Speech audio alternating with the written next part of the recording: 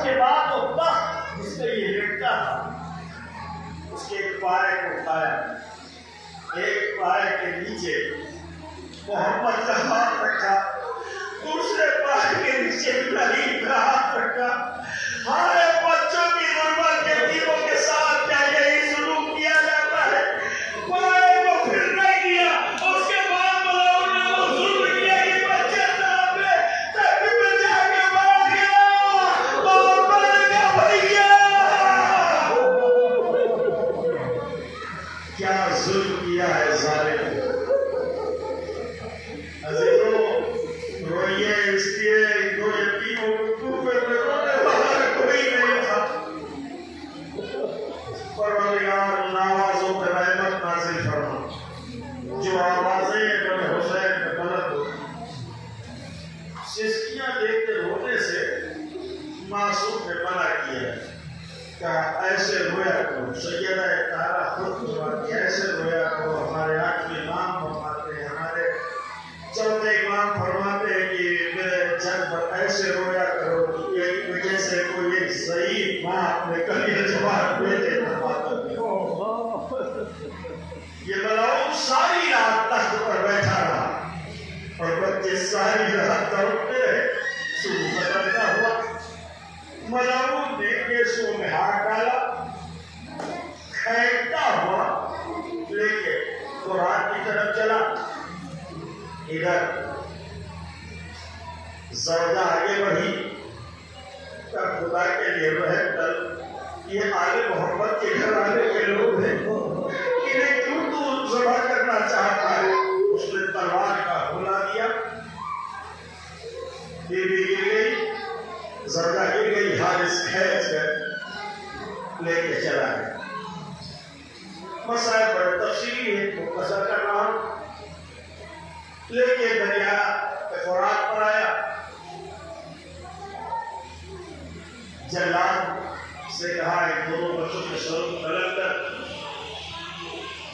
جلاد آیا، بچوں کو دیکھا، واپس چلا گیا، یہ کہہ کر یہ پھول جیسے بچے مجھ سے سوال نہیں کیے۔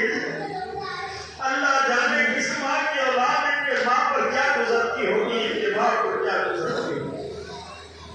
اس ملعون نے خود درجہ سنبھالا اور اس کے بعد بڑھا کے بچوں کو خرچ کرے۔ اتنے میں ابراہیم محمد اور ابراہیم نے کہا کہ وہ دشمن خدا رسول کی اجازت دے کہ ہم کو رکعت پاک نماز پڑھ لو، اپنے خدا کی عبادت کریں۔ یہ دستور ہے آل محمد علیہ السلام کا کہ جب بھی آخری وقت آیا ہے کہ نماز تبلیغ کے لیے یہی کہا ہے کہ مجھے نماز پڑھنے دو۔ مسلم دربار میں کہہ رہے ہیں مجھے اجازت دے کہ میں 2 رکعت نماز پڑھوں۔ بچے دریا فرات کے کنارے کہتے ظالم اتنی اجازت دے کہ میں 2 رکعت نماز پڑھوں، کیا اجازت ہے؟ دونوں بچے آگے بڑھے۔ اب یہاں پر 2 روایتیں ہیں۔ پہلی روایت یہ ہے کہ دونوں بچے نے دریا فرات سے ننی آستینوں کو چڑھایا اور اس کے بعد وضو کیا۔ دوسری روایت میں یہ فکرہ وارد ہوا ہے کہ حارث ملعون سے جب بچوں نے کہا مجھے وضو نماز پڑھنے کی اجازت دے دو، تو وضو کے لیے جب بچے بڑھے تو حارث نے انہیں روک دیا کہ تم وضو کا بہانہ لے کے پانی پینا چاہتے ہو، میں تمہیں پیاسا ہی ذبح کرنا چاہتا ہوں۔ بچوں کو دریائے فرات کے کنارے جا کے وضو نہیں کرنے دیا۔ دونوں بچوں نے خاک پر تیمم کیا اور اس کے بعد نماز میں مصروف ہوئے۔ نماز تمام ہوئی، حارث کی تلوار جو سامنے لے رہائی، حارث کہتا ہے اسے پہلے کٹ کر۔ عجیب حسرت بڑا جملہ ہے جو محمد نے فرمایا، احساس کریں گے تو آپ مسائل پڑھنے کی چیز نہیں ہوا کرتے، احساس کی چیز ہوا کرتے ہیں۔ دیکھیے محمد ایک یسوع میں ہاتھ ڈالا اور اس کے بعد کہا میں تمہیں پہلے تک نکل، تو محمد نے کہا حارث خدا کے لیے رحم کر، مجھے محمد نے کہا، ابراہیم نے کہا خدا کے لیے اے ظالم رحم کر، میں اپنے بڑے بھائی کو خون میں تڑپتا کیسے دیکھوں گا، پہلے مجھے ذبح کر دو۔ حارث نے تلوار ابراہیم کی طرف بڑھائی کہ بڑے بھائی نے کہا خدا کے لیے میرے چھوٹے بھائی کو قتل نہ کرنا، اس لیے قتل نہ کرنا کہ جب میں چلا تھا بابا کے ساتھ تو میری ماں نے کہا تھا محمد ابراہیم کا خیال رکھنا،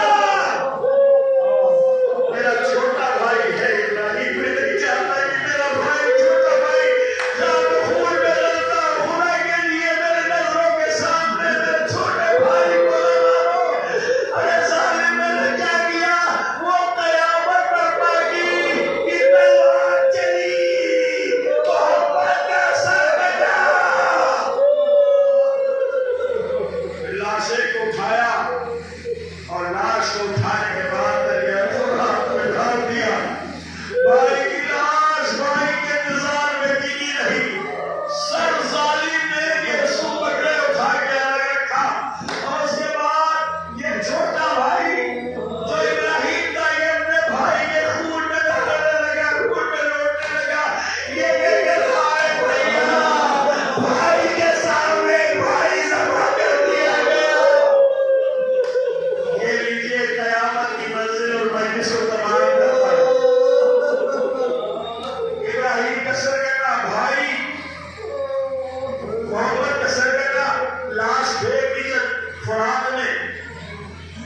اب ابراہیم کے سر کو اٹھایا، سر قلم کر دیا، لاش سطح آپ پر ٹھہری ہوئی تھی، ابراہیم کو کے سر کو بھی رکھا، اور اس کے بعد لاش ابراہیم کو بھی دریائے فرات میں ڈالا۔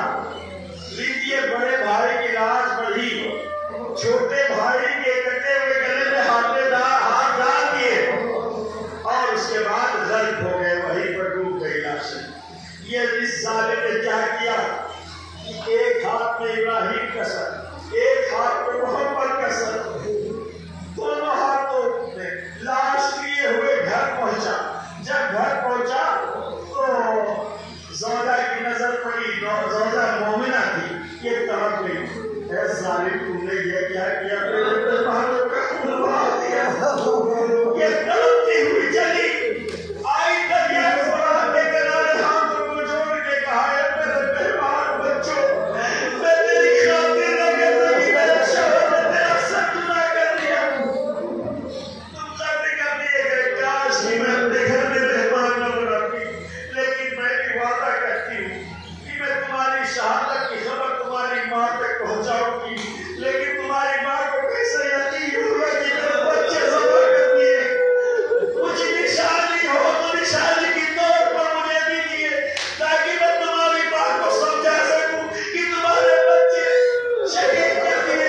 پھر بچے سطح آب پر سے اوپر آئے اور اپنے ننھے سروں کو اتارا اور دریائے کنارے فرات کے کنارے پھینک دیا۔ ایک مرتبہ ماں نے ان سروں کو اٹھایا اور اپنے کلیجے سے لگایا، کلیجے سے لگائے مدینے کی طرف چلی، اس لیے معلوم تھا یہ شہزادے مدینے کے ہیں۔ یہ تمام ہو گئی مجلس، گریا کر چکے ہاتھے، گریا ادا ہو چکا، میں یہ تو نہیں کر سکتا نہ ہوا، لیکن ابھی مسائل کے چند فکرے بیان کروں اور اس کے بعد میں اس کو تمام کروں۔ یہ حارث کی زوجہ لباس کو سینے سے لگائے ہوئے چلی، اس وقت مدینے میں پہنچی جب لٹا ہوا قافلہ قید خان شام سے چھوٹ کر مدینے آ گیا، بیویاں ایک دوسرے کو غصہ دے رہی تھی، مدینے کے لوگ غصہ دینے کے لیے آئے ہوئے تھے۔ دفتر ایک مرتبہ زوجہ مسلم چاروں طرف دیکھنے لگی، شہزادی زینب نے پوچھا، بیوی بھابی جان کیا بات ہے؟ آنکھوں سے اشک جاری ہوئے۔ شہزادی کو شہزادی زینب نے پوچھا، گریا کا سبب، تڑپنے کا سبب کیا؟ میرے بچوں کی خوشبو آ رہی ہے، قیامت کا جملہ، میرے بچوں کی خوشبو آ رہی، لگ رہا ہے